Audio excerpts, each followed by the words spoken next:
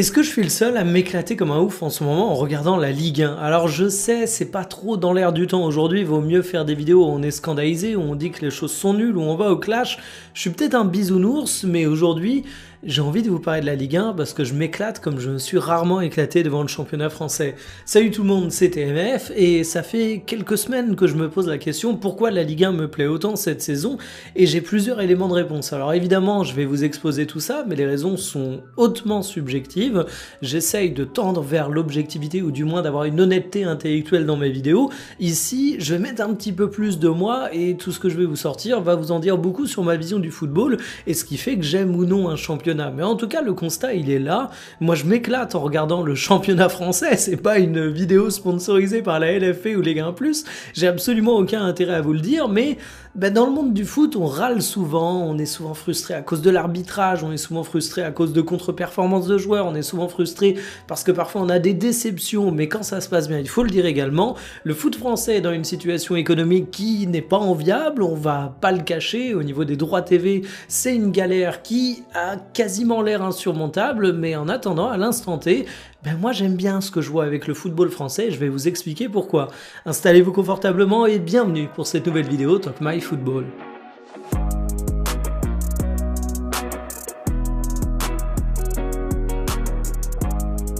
Vous vous situez comment par rapport aux spoilers? C'est une vraie question et je vous parle pas que de football mais également de films, de séries, de livres. Il y a des gens qui détestent les spoilers, genre le pire truc que tu peux leur faire c'est de leur révéler la fin d'une série qu'ils adorent ou le climax d'un film. Il y en a qui s'en foutent complètement parce que ce qui compte c'est le scénario, comment les choses vont se développer et finalement il y a même des œuvres dont on connaît la fin en avance et ça enlève absolument rien à leur qualité. En matière de football, c'est assez marrant de se dire qu'on peut se poser la même question. Est-ce qu'un suspense est indispensable à la qualité d'un championnat?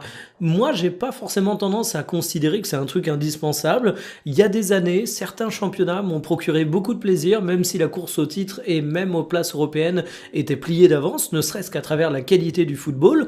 Mais j'aime quand même bien avoir un peu de suspense. C'est la cerise sur le gâteau d'un championnat qui me divertit.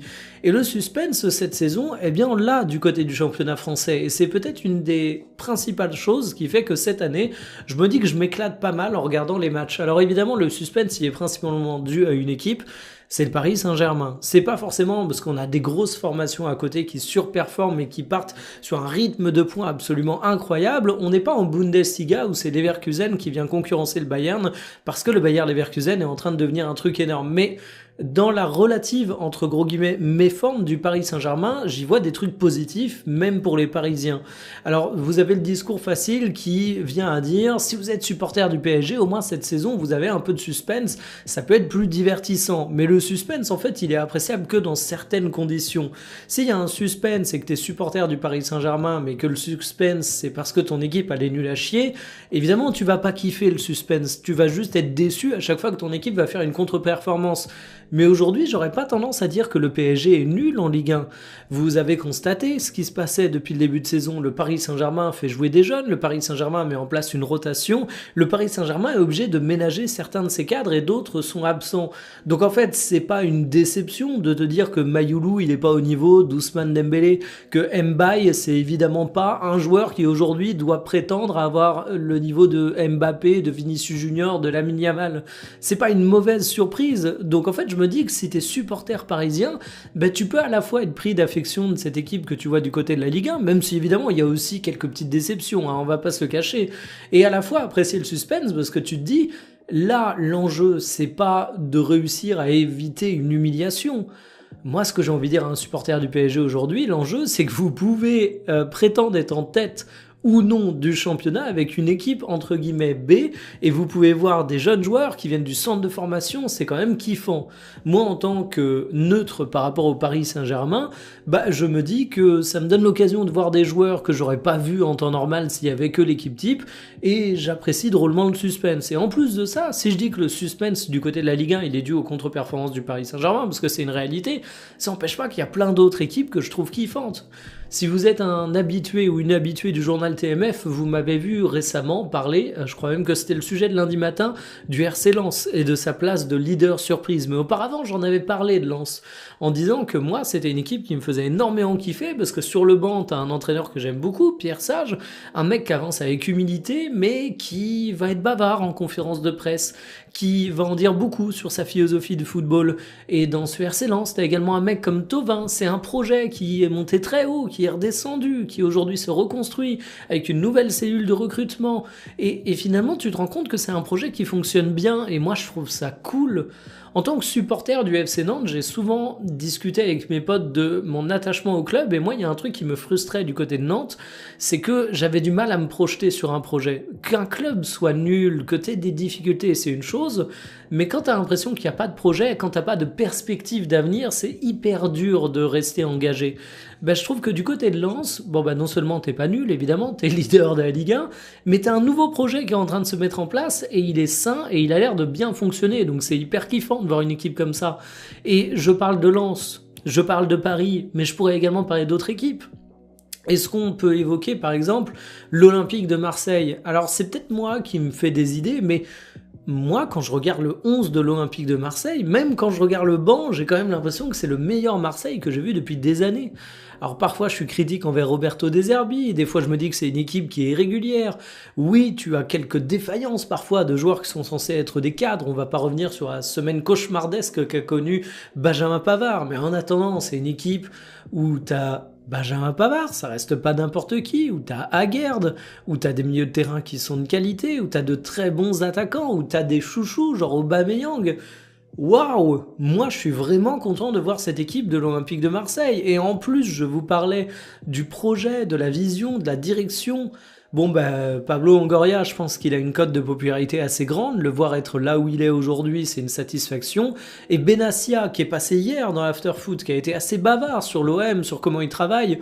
Est-ce qu'il y a des gens qui aiment pas Benassia? Bon, il y a forcément des gens qui aiment pas Benassia. De toute façon, il y a des gens qui aiment pas Marseille. Donc, partant de là, ils aiment pas Benassia. Mais moi, c'est un dirigeant que je trouve intelligent. C'est un dirigeant que je trouve éloquent. C'est un ancien joueur, ce qui est pas obligatoire. Franchement, moi, il y a aucun problème à ce que des gens qui n'aient pas été joueurs de haut niveau aient des postes à très grande responsabilité. Regardez par exemple Longoria. Mais ça ajoute au CV. Et bordel, Benassia, je considère que c'est un trop bon dirigeant. D'autant plus pour Marseille, où il colle vraiment bien avec sa communication, avec parfois des prises de parole qui pourraient être critiquées, par exemple sur l'arbitrage, mais ça colle à Marseille. Et en fait, le projet marseillais, il m'enthousiasme. Et je me dis, waouh, Marseille a des chances de jouer le titre cette saison. Alors peut-être qu'à un moment, Paris va se réveiller, va mettre son équipe de titulaires pendant 15 journées de suite et distribuer les baffes. Mais laissez-moi kiffer actuellement le constat que je me fais là. Et c'est pareil sur d'autres équipes. Je me dis qu'il y a du rebondissement. Le Stade Rennais, ils étaient annoncés au fond du trou, avec des recrues qui leur coûtaient extrêmement cher en salaire, avec Habib Beye qui était à 2 doigts de prendre la porte. Vous avez eu la série de victoires sur lesquelles ils sont. Ça te prouve que tout peut être renversé au sein de cette Ligue 1, qu'elle est hyper disputée. A contrario, l'AS Monaco, qui était vu comme un club annoncé d'avance pour le podium, qui a connu une période plus compliquée, mais qui a créé la surprise face au Paris Saint-Germain. L'OGC Nice, où on se foutait de leur gueule déjà la saison précédente par rapport à leur campagne européenne, personne s'attendait quand même à ce que ce soit autant la crise en Ligue 1, en plus de l'Europe. C'est intéressant à suivre, même si évidemment sur tout ce qui est côté débordement, violence, etc., c'est pas des choses qu'on a envie de voir. Moi, je parle seulement de l'aspect sportif, mais sur l'aspect sportif, c'est quand même quelque chose qui est assez fascinant, à défaut d'être réjouissant. Donc en fait, je trouve que dans cette Ligue 1, on a à la fois de très belles équipes et à la fois des scénarios qui sont intéressants. Et je trouve aussi qu'on a des personnalités attachantes. J'en parlais pour Aubameyang du côté de Marseille, mais bon, Pogba, on y croit ou pas, mais à un moment, moi, je ne conçois pas qu'on aime le football, qu'on soit français, qu'on supporte l'équipe de France, donc qu'on ait vécu tant de choses avec Paul Pogba et qu'on souhaite pas sa réussite sur les terrains. Je suis le premier à le dire, Pogba, je m'en méfie, pas en malveillance, pas parce que je pense qu'il y a de mauvaises intentions, mais je m'en méfie parce que je sais que si je me donne de l'espoir trop tôt, je risque d'être déçu, parce qu'il y a mille et une raisons pour lesquelles Pogba il peut flopper, il peut se reblesser, il peut pas avoir un niveau durant 90 minutes, bref, le scénario il peut mal se passer de mille et une raisons, mais j'ai l'espoir que Pogba ça tourne bien à Monaco, je le vois refaire ses premiers pas et ça me fait plaisir. Il y a Aubameyang, il y a Pogba, il y a Giroud, c'est quand même des mecs qui ont une cote de sympathie, même un Tolisso qui est revenu à l'Olympique Lyonnais, qui incarne plus que personne ce club, un Olympique Lyonnais qui était annoncé comme allant potentiellement en Ligue 2, et Coco Tolisso qui, dans sa légende de joueur qui ne sera jamais rappelé en équipe de France alors qu'il le mérite, est en train de porter le club lyonnais. Quel kiff de voir ça, c'est des belles histoires, et en fait des histoires j'ai l'impression qu'on en a dans plein de clubs. Et je vous ai pas parlé par exemple du LOSC, mais si vous m'avez entendu toujours dans le journal faire de nombreux débriefs du match du LOSC, j'ai parfois été enthousiaste, j'ai parfois été déçu, mais même cette déception va s'expliquer par le fait que je considère qu'il y a un effectif de qualité, je considère qu'il y a un bon entraîneur, et je considère que le LOSC peut produire un football vraiment cool.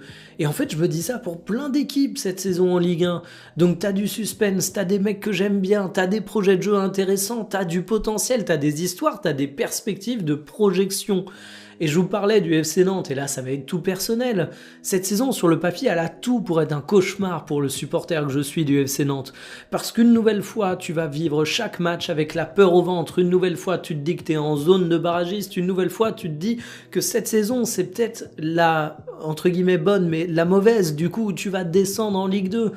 Mais je me dis quand même que pour une fois, on a un entraîneur qui a prouvé dans le passé à Dunkerque qu'il était capable de mettre en place du jeu. Je me dis qu'on a un jeune comme Tati qui peut être intéressant à voir progresser. Je me dis qu'Ablin, il est finalement resté et que dans certains matchs compliqués, c'est une lueur au milieu de la nuit. Il y a quand même des trucs plutôt cool, il y a quand même une petite perspective. Donc voilà, cette Ligue 1, elle va peut-être crever la dalle dans pas longtemps, mais cette Ligue 1, elle m'intéresse. Et là, je vous ai parlé de certains clubs, mais je pourrais en ajouter plein. Ne serait-ce que le club qui faisait l'attraction dans des projections et les considérations de projet, je parle du Paris FC. Et voilà, est-ce que le Paris FC, ils vont se renforcer cet hiver parce qu'ils sont pas exactement à la hauteur des attentes, même si officiellement si, puisque les attentes, c'est simplement se consolider en Ligue 1 et rester en Ligue 1 une saison de plus avant d'ambitionner à faire un petit peu mieux. Mais je pense qu'on sera tous d'accord pour dire que le Paris FC, il pourrait faire un mercato hivernal ambitieux, ça pourrait rebattre les cartes de la deuxième partie de saison de Ligue 1. C'est trop kiffant. Voilà, moi ça me donne énormément de plaisir à suivre tout ça. Je sais qu'on a parfois des sujets qui sont un peu déprimants, je sais que sur la Ligue 1, l'actualité a fait que malheureusement souvent sur les sujets économiques, j'ai été plus porteur de mauvaises nouvelles que d'enthousiasme, mais là j'avais envie de vous faire partager mon kiff de ce qui se passe actuellement, et c'est d'autant plus cool que là on parle de terrain, on parle pas de droit TV, on parle pas de diffuseur, on parle pas de choses qui à la base sont périphériques à notre passion, même si ça a évidemment une influence majeure sur les terrains. Donc voilà, c'était la petite après-midi feel good, j'espère que mon enthousiasme sera partagé par quelques-uns d'entre vous, et si je suis le seul à kiffer la Ligue 1 actuellement, écoutez, j'ai envie de dire tant mieux pour moi, et tant pis pour vous. Sur ce, je vous dis à demain pour une prochaine, salut.